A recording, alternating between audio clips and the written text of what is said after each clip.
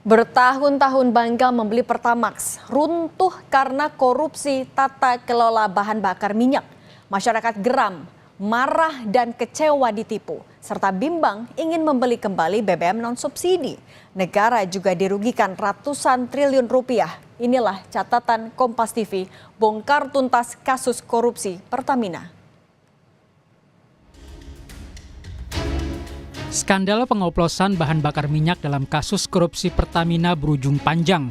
Ketidakpercayaan masyarakat menguat. Masalah runtuhnya kepercayaan masyarakat pada produk bahan bakar minyak tanpa subsidi pun ditanggapi Presiden Prabowo Subianto. Presiden menegaskan kepentingan rakyat jadi prioritasnya. Ya, lagi diurus itu semua, ya. Lagi diurus semua. Oke. Kita bersihkan, kita tegakkan, kita akan pokoknya membela kepentingan rakyat. Skandal oplosan bahan bakar minyak Pertamina terkuak dari kasus korupsi tata kelola minyak mentah dari 2018 hingga 2023. Sudah ada 9 tersangka dalam kasus ini. Salah satunya adalah Direktur Utama PT Pertamina Patraniaga, Rifa Sihaan.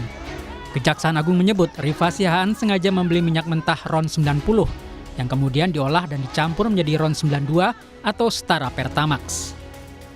Tersangka RS melakukan pembelian atau pembayaran untuk RON 92. Padahal sebenarnya yang dibeli adalah RON 90 atau lebih rendah, kemudian dilakukan blending di depo untuk menjadi RON 92 dan hal tersebut tidak diperbolehkan atau bertentangan dengan ketentuan yang ada.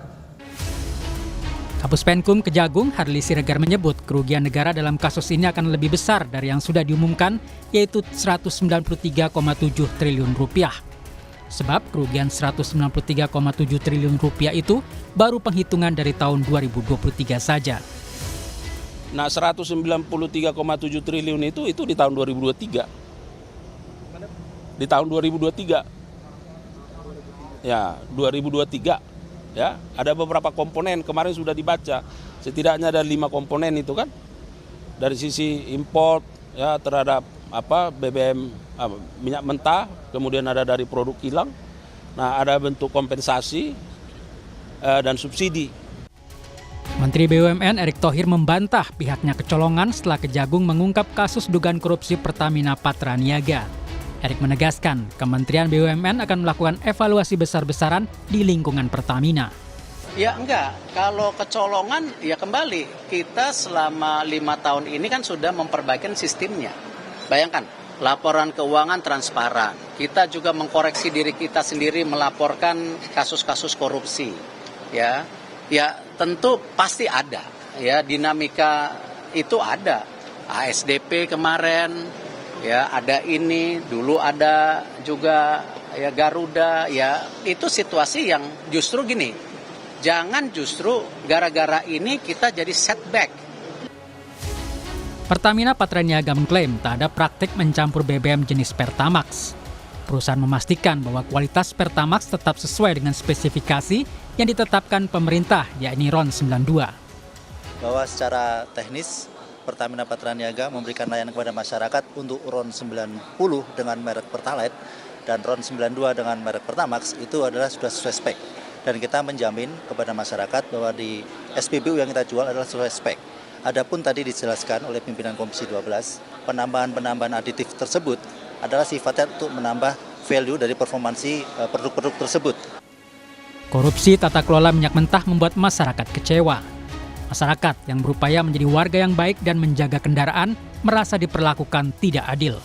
Misalnya di oplos kayak gitu kan merugikan masyarakat juga. Ya, sebab kenapa kalau misalnya di oplos gitu kan jadi kan pengaruh juga sama mesin kendaraan, rusak juga kan. Iya. Jadi saya bilang ya itu sangat merugikan. Kalau kayak kita kan ya disayangkan banget lah Bang. Kita kan beli Pertamax kan untuk ngerawat mesin motor kendaraan kita juga kan. Cuman dengan keadaan seperti ini kita juga jadi ragu-ragu untuk beli Pertamax. Apalagi sekarang kita nggak tahu nih di semua SPBU Pertamax itu dia dioplos atau di mana gitu. Kejaksaan Agung harus mengungkap dugaan korupsi di Pertamina ini hingga tuntas. Kebocoran keuangan negara harus dicegah dan jangan sampai masyarakat pengguna BBM makin dirugikan. Tim Liputan Kompas TV.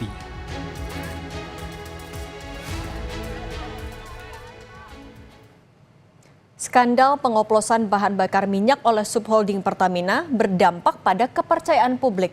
Kekecewaan publik terus menguat setelah terungkap modus pengoplosan dan kong kali kong dalam pengadaan BBM. Selain nilai kerugian 193 triliun lebih, masyarakat marah karena ketaatan membeli BBM non-subsidi selama ini berujung penipuan. Pemerintah harus serius menangani situasi ini. Kasus korupsi yang sedang ditangani Kejaksaan Agung harus terus berjalan transparan. Pertamina adalah perusahaan besar milik negara yang berperan strategis dalam tata kelola dan distribusi energi nasional. Tidak boleh dibiarkan kekecewaan dan kepercayaan publik terhadap Pertamina terus anjlok. Banyak peran penting Pertamina dalam menjaga kelangsungan ekonomi nasional, khususnya distribusi energi. Pertamina harus diselamatkan.